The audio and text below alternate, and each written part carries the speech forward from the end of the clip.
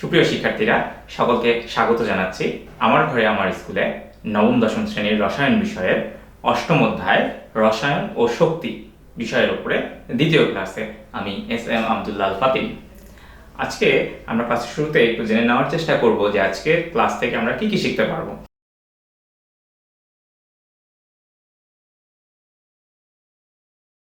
তো চলো আমরা শুরু করি। আজকে আমাদের ক্লাসের প্রথম যে বিষয় সেটি ছিল রাসায়নিক শক্তিকে অন্য প্রকারের শক্তিতে রূপান্তর। তো আমরা বেশ কয়েকটি উদাহরণের মাধ্যমে দেখব যে রাসায়নিক বিক্রিয়ায় শক্তির যে রূপান্তরটা ঘটে বা আমরা রাসায়নিক শক্তিকে যে অন্যান্য প্রকারের শক্তিতে রূপান্তর করছি সেগুলো কি কি হতে পারে। তো আমরা প্রথম যে উদাহরণটি দেখব সেটি হচ্ছে জ্বালানি পোড়ানো। তো আমরা কাঠ, কয়লা বা প্রাকৃতিক গ্যাস বলতে মিথেনের সাথে কিন্তু সবাই কম বেশি পরিচিত।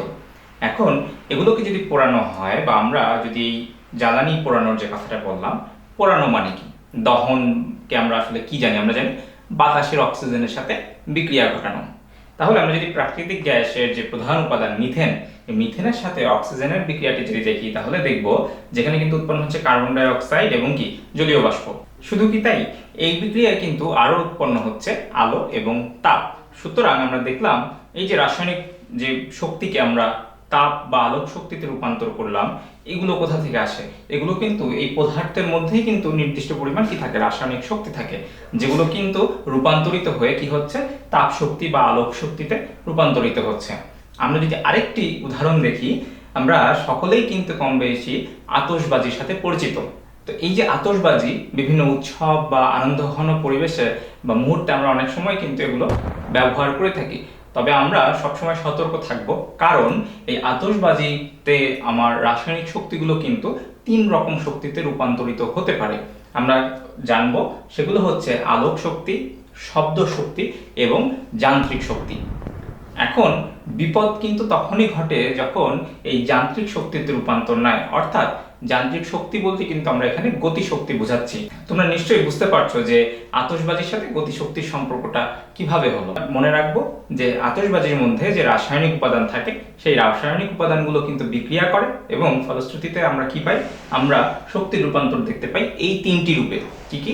আলোক শক্তি, শব্দ শক্তি এবং যান্ত্রিক শক্তি, যেটার জন্যই কিন্তু আতশবাজি কি গতিপ্রাপ্ত হয়, বা আমরা বলতে পারি যে এই যান্ত্রিক শক্তির আরেকটি নাম কি বলতে পারি, গতিশক্তি। এরপরে আমরা জানবো ড্রাই সেল নিয়ে।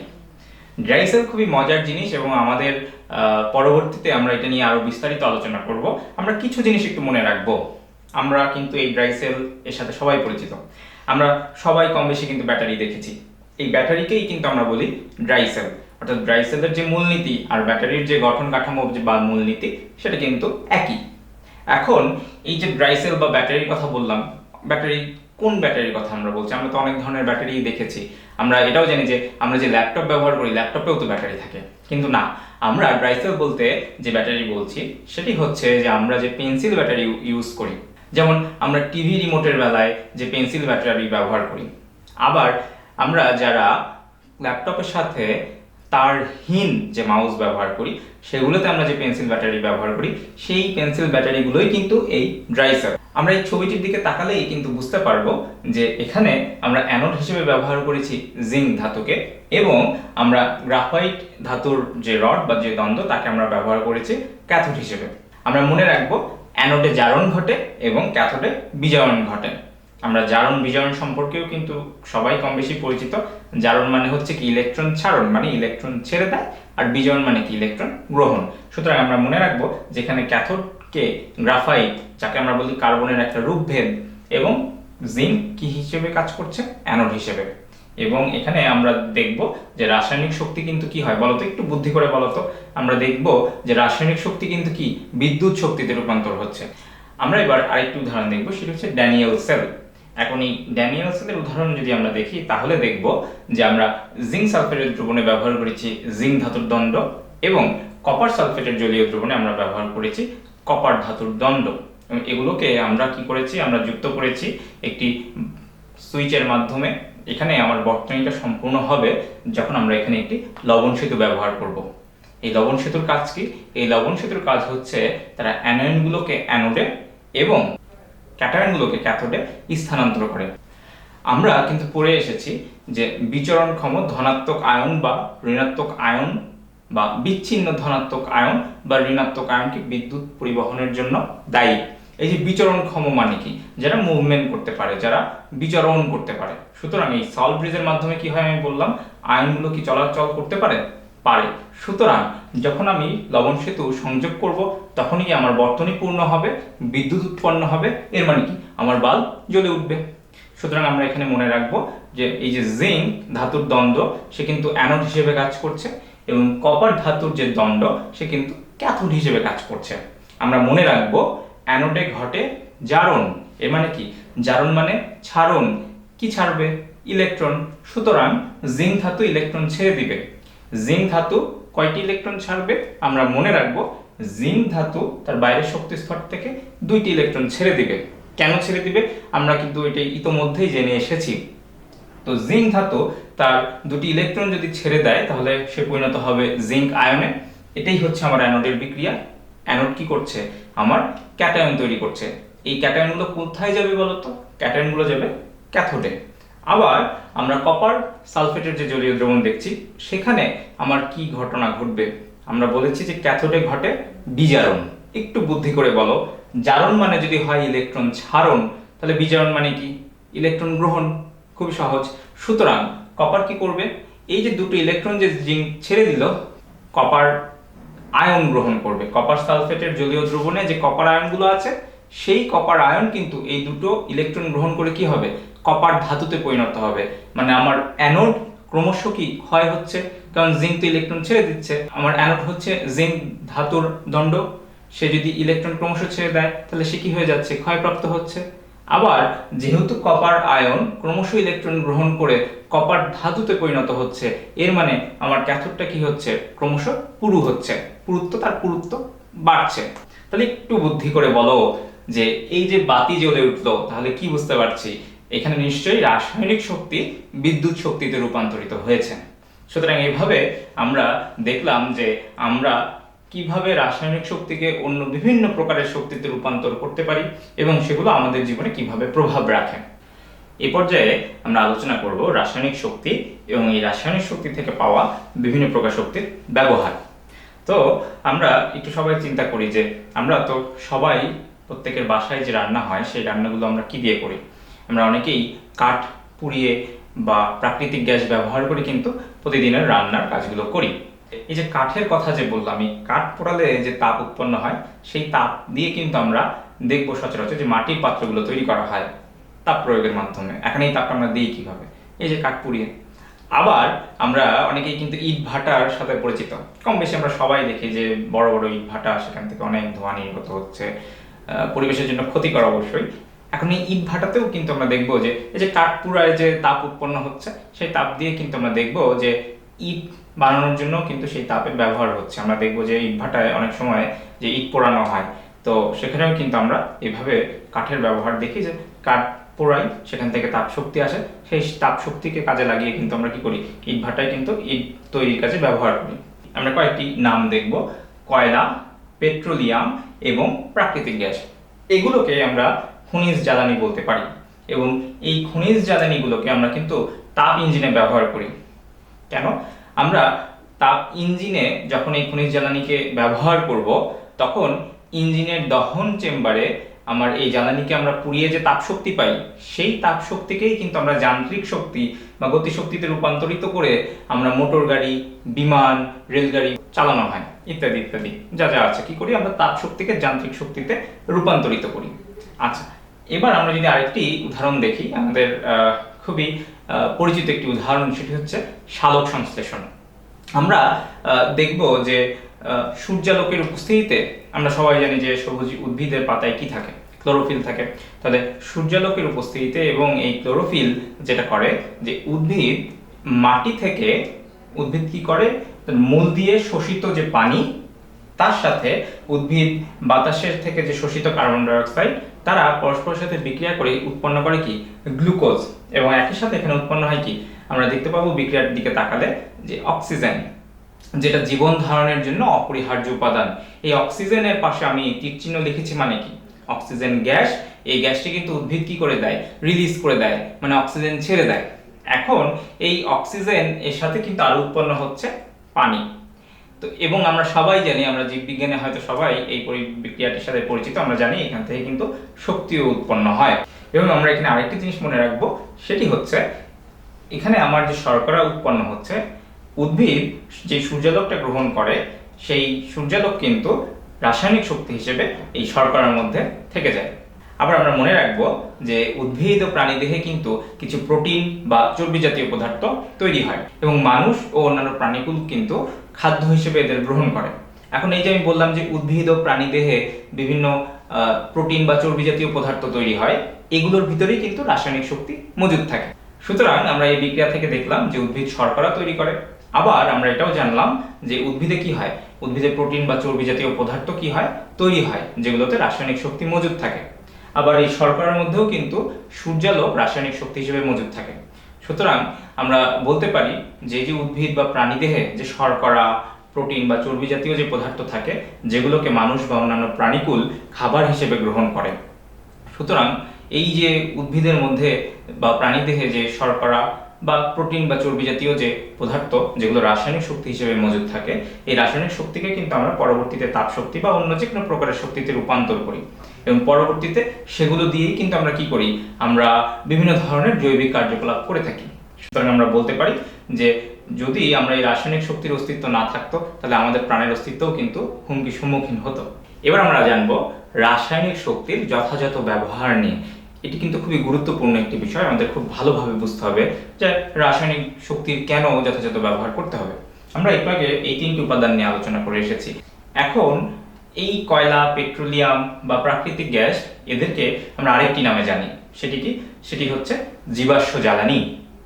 এখন এই জীবাশ্ম জ্বালানি আমরা যাদেরকে বলছি কয়লা, পেট্রোলিয়াম বা প্রাকৃতিক গ্যাস, এদের মধ্যে আমরা জেনে এসেছি যে রাসায়নিক শক্তি মজুদ আছে এবং যখন আমরা এদেরকে পোড়াই বা বাতাসের অক্সিজেনের সাথে বিক্রিয়া করাই, তখন কি হয়?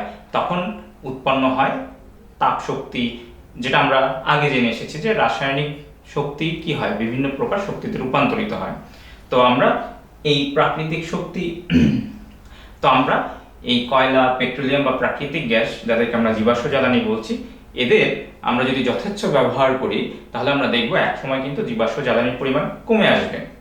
আমরা একটা জিনিস মনে রাখবো যে জীবাশ্ম জ্বালানি যতটুকু আছে তার থেকে কিন্তু আর বাড়বে না, বরং সেটি দিন দিন কমছে। জীবাশ্ম জ্বালানি যদি একসময় কমে যায়, তখন কিন্তু আমরাই বিপদের সম্মুখীন হব।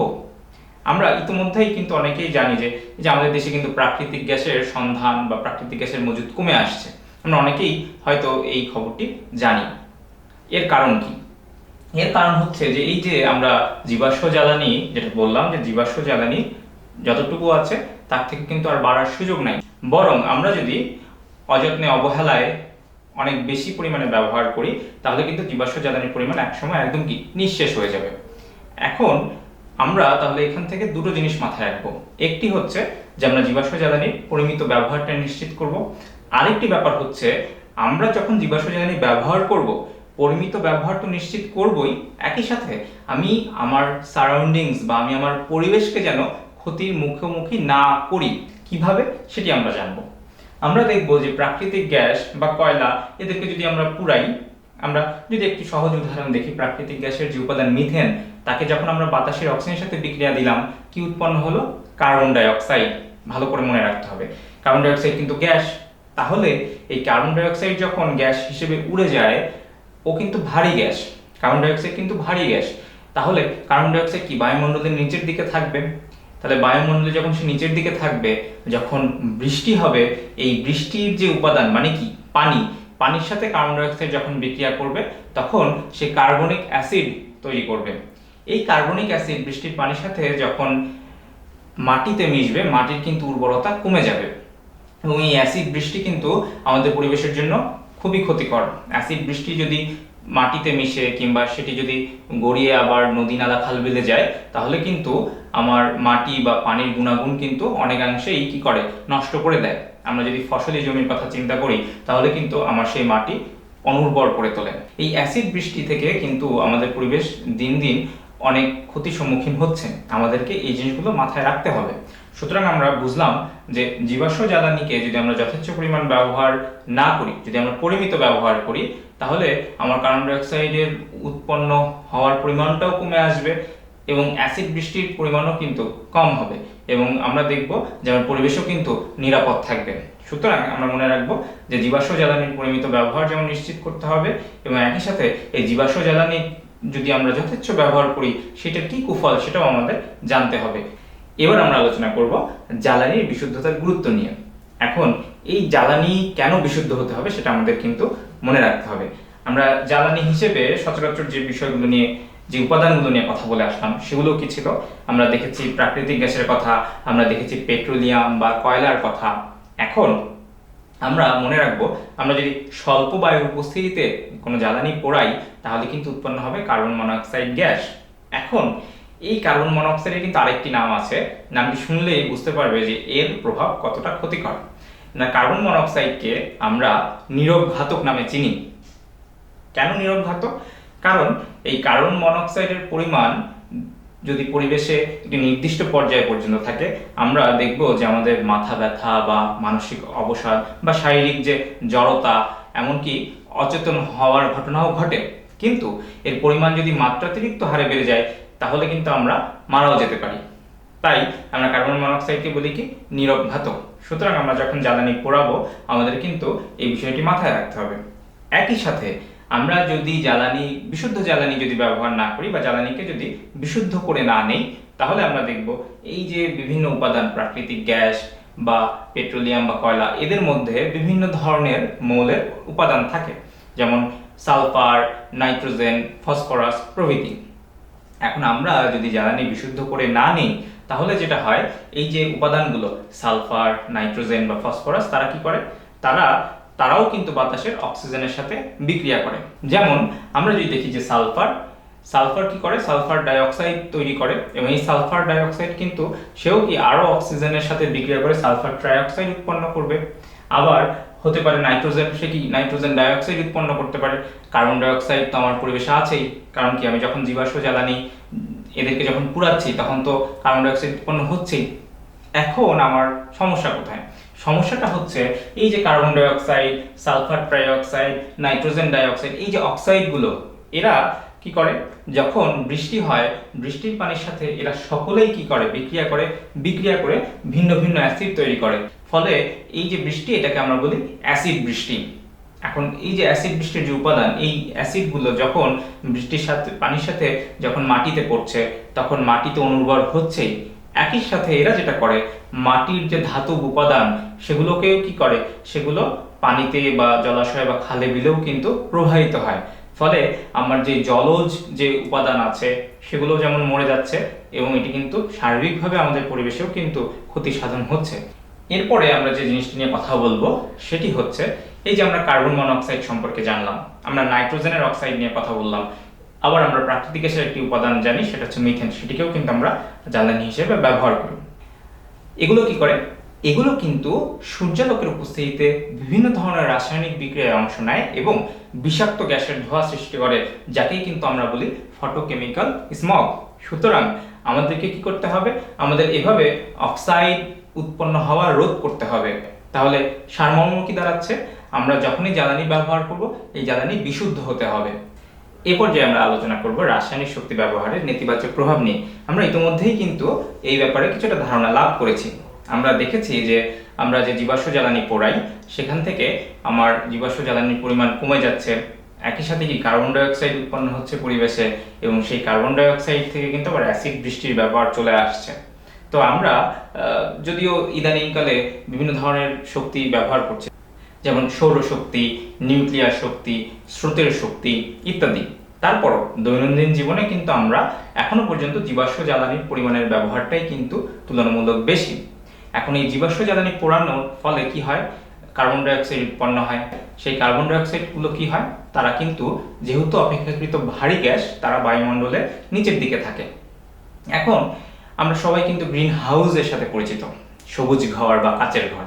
কি হয় বলতো, যে একটি কাচের ঘরের ভিতরে বিভিন্ন ধরনের উদ্ভিদ থাকে, সূর্যালোক প্রবেশ করে, মানে কি ওই কাচের ঘর সূর্যের যে আলোক শক্তি সেটি কি করে, তারা কিন্তু শোষণ করে, অ্যাবজর্ব করে, কিন্তু সেই কাচের ঘরের ভেতর থেকে বাইরে কিন্তু কোনো আর তাপ যেতে পারে না। বা বিকৃত হতে পারে না। এখন একইভাবে কার্বন ডাইঅক্সাইড কি করে? কার্বন ডাইঅক্সাইড কিন্তু আমাদের পৃথিবীর যে বায়ুমণ্ডলের নিচের দিকে থাকে অপেক্ষাকৃত ভারী গ্যাস হওয়ায় তারা কিন্তু তাপ ধারণ করে রাখে। ফলে আমাদের বায়ুমণ্ডলে বা আমাদের যে সূর্য থেকে আমাদের ভূপৃষ্ঠে যে তাপ আসে, সূর্য যে বিকিরণ ঘটায়, ভূপৃষ্ঠ সেই তাপ শোষণ করে কিন্তু আবার পাল্টা বিকৃত করতে পারে না। কারণ কি? ওই যে কার্বন ডাইঅক্সাইড তারা যে তাপটা ধারণ করে রাখছে। ফলে দিন দিন কিন্তু আমাদের বিশ্ব কি হচ্ছে, এই যে আমরা যেটা বলি যে গ্লোবাল ওয়ার্মিং বা বৈশ্বিক উষ্ণায়ন, দিন দিন কিন্তু আমাদের পৃথিবী কিন্তু বসবাসের অযোগ্য হয়ে যাচ্ছে। আমরা দেখছি যে পৃথিবীর তাপমাত্রা দিনকে দিন বেড়েই যাচ্ছে। তো এই যে প্রভাব, এটাকে আমরা বলি গ্রিন হাউস ইফেক্ট, এবং এই যে ঘটনা, এটাকে আমরা বলি গ্লোবাল ওয়ার্মিং। এবং আমরা দেখছি যে কার্বন ডাইঅক্সাইডের পরিমাণ বেড়ে যাওয়ার কারণে কিন্তু মেরু অঞ্চলের বরফও গলতে শুরু করেছে। এবং এই মেরু অঞ্চলের বরফ যদি সম্পূর্ণরূপে গলে যায় তাহলে আমাদের পৃথিবীর একটা বৃহৎ অংশই কিন্তু পানির নিচে তলিয়ে যাবে। তোমরা হয়তো নিশ্চয়ই জানো, এই যে গ্রিন হাউস বা কাচের ঘরের সাথে যে কার্বন ডাইঅক্সাইড গ্যাসকে তুলনা করলাম, এই একই রকম বৈশিষ্ট্যের কারণে কিন্তু আমরা কার্বন ডাইঅক্সাইডকে গ্রিন হাউস গ্যাস নামে জানি। আমরা মনে রাখবো যে এরকম আরো কিছু গ্যাস আছে যাদেরকেও কিন্তু গ্রিন হাউস গ্যাস বলে, যেমন নাইট্রাস অক্সাইড, মিথেন, জলীয় বাষ্প। আবার আমরা অ্যাসিড বৃষ্টির সাথে কিন্তু ইতিমধ্যে পরিচিত হয়ে এসেছি। তো এই যে অ্যাসিড বৃষ্টি যে কিনা কি করছে, আমাদের মাটি কিংবা আমাদের যে পানির উৎস যেমন খাল বিল, এগুলোর যে জলজ প্রাণী আছে, জলজ উদ্ভিদ আছে, সেগুলোর কিন্তু প্রাণ হুমকির মুখে পড়ছে। আবার আমরা এটাও জেনে এসেছি যে কার্বন মনোঅক্সাইড, নাইট্রোজেনের অক্সাইড এবং যে মিথেন, তারা কি করে? তারা যে ফটোকেমিক্যাল স্মগ তৈরি করে, এই ফটোকেমিক্যাল স্মগ কিন্তু বায়ুমণ্ডলের যে ওজোন স্তর আছে, এই ওজোন স্তর ক্ষতির জন্য কিন্তু দায়ী। আমরা জানি সূর্য যে আল্ট্রাভায়োলেট রে বিকিরণ ঘটায় বা যে অতিবেগুনি রশ্মি আমরা সূর্য থেকে পাই, সেই অতিবেগুনি রশ্মিকে কিন্তু প্রতিরোধ করে কে? ওজোন স্তর। এখন এই ফটোকেমিক্যাল স্মগ যদি আমার ওজোন স্তর ক্ষতির কারণ হয়, ওজোন স্তরের ক্ষয় সাধন করে, তাহলে কিন্তু আমাদের জন্য পৃথিবীতে বসবাস অনেক কঠিন হয়ে পড়বে। সুতরাং আমরা কিন্তু একটা ধারণা পেলাম যে রাসায়নিক শক্তি ব্যবহারের নেতিবাচক প্রভাব কি কি হতে পারে। এবার আমরা জানবো ইথানলকে কিভাবে জ্বালানি হিসেবে ব্যবহার করা যায়। আমরা ইতিমধ্যে জেনে এসেছি যে জীবাশ্ম জ্বালানির উপর চাপ কমাতে হবে। সেটা আমরা কিভাবে করতে পারি? আমরা ইথানল, যা রাসায়নিক সংকেত আমরা দেখতে পাচ্ছি, এর আরেকটি নাম হচ্ছে ইথাইল অ্যালকোহল। আমরা জ্বালানির উপর চাপ কমানোর জন্য, জীবাশ্ম জ্বালানির উপর চাপ কমানোর জন্য কিন্তু ইথানলকে ব্যবহার করতে পারি। বিশ্বের অনেক উন্নত দেশে কিন্তু জীবাশ্ম জ্বালানির সাথে 10 ভাগ ইথানল বা ইথাইল অ্যালকোহল ব্যবহার করা হচ্ছে। তাই আমরা জীবাশ্ম জ্বালানির পরিমিত ব্যবহার নিশ্চিত করতে কিন্তু ইথানল ব্যবহার করতে পারি। সুতরাং আজকে আমরা কি কি শিখলাম? আজকে আমরা জানলাম রাসায়নিক শক্তিকে অন্য প্রকারের শক্তিতে রূপান্তর। এরপরে আমরা শিখেছি যে এই যে রাসায়নিক শক্তিকে যে আমরা বিভিন্ন ধরনের শক্তিতে রূপান্তর করছি, এই বিভিন্ন ধরনের শক্তিতে রূপান্তর করে আমরা কি কি ক্ষেত্রে ব্যবহার করছি। আমরা এরপরে জানলাম যে রাসায়নিক শক্তির যথাযথ ব্যবহার কেন জরুরি। এরপরে আমরা আলোচনা করেছি যে জ্বালানির বিশুদ্ধতার গুরুত্ব। আমরা এরপরে জেনেছি যে রাসায়নিক শক্তি ব্যবহারের নেতিবাচক প্রভাব। সর্বশেষ আমরা একটি সমাধান জেনেছি, সেটি হচ্ছে ইথানলকে আমরা জ্বালানির বিকল্প হিসেবে ব্যবহার করতে পারি কিনা। এই পর্যায়ে তোমাদের জন্য কিছু বাড়ির কাজ দেওয়া থাকলো, তোমরা সকলে এগুলো অনুশীলন করবে। আমি বিশ্বাস করি পর্যাপ্ত অনুশীলনের মাধ্যমে তোমরা এগুলো উত্তর করতে পারবে।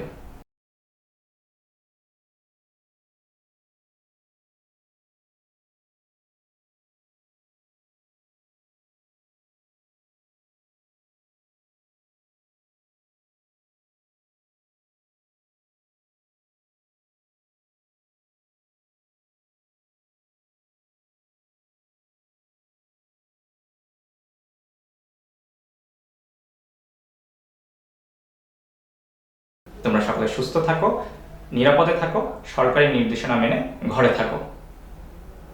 তোমরা যদি আজকের ক্লাসটি পুনরায় দেখতে চাও তাহলে চোখ রাখো আমার ঘরে আমার স্কুল এর ফেসবুক পেজ বা ইউটিউব চ্যানেলে।